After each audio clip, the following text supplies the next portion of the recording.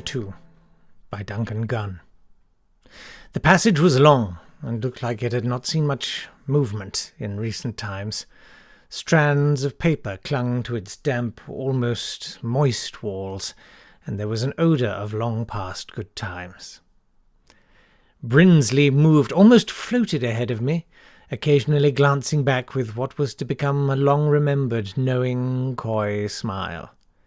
He, although his androgynous, Bowie-esque features made me doubt, was wearing what could only be described as a cloak of many colours.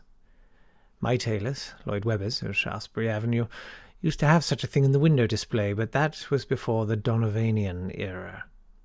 It was sadly no longer there.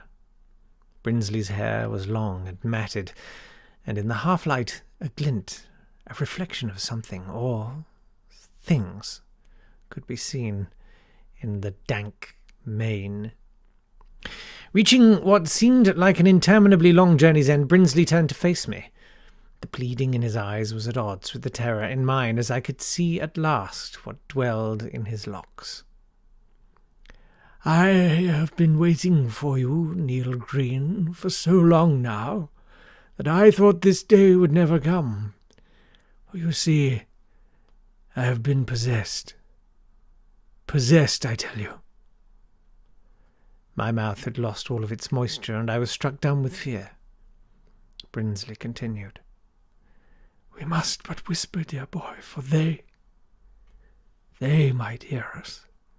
Only in this dark passage, this moist flute, this dirt chamber, do they sleep, and soon we will be in the hallowed hall, when they will open their eyes, and then, my child, you will see your future."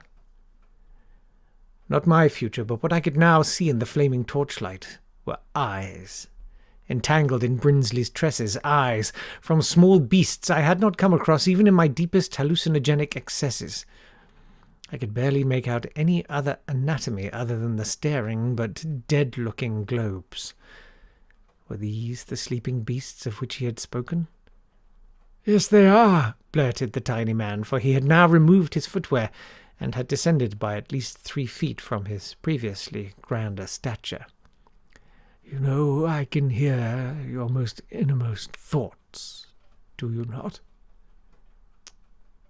Bugger, I thought. "Language!" retorted Brinsley. "We will enter the chamber now, but gird yourself, young man, for there are sights within that any human standing should never have to see." Confronted by a large pair of double doors, Brinsley grabbed my hand and guided me towards the crack, the widening crack, a crack so terrifying, but yet a crack I could not take my eyes away from. As a man of the world, I had seen many a crack be revealed to me, sometimes surprisingly, but never had I seen a crack such as this. Majestic, yet delicate. Looming, yet somehow distant. "Steel your heart, dear explorer. Do not tremble so, for by penetrating this crack lies pleasure and pain in abundance for us both." Brinsley eased the crack wider with deft familiarity, and closing my eyes, I pushed my way in.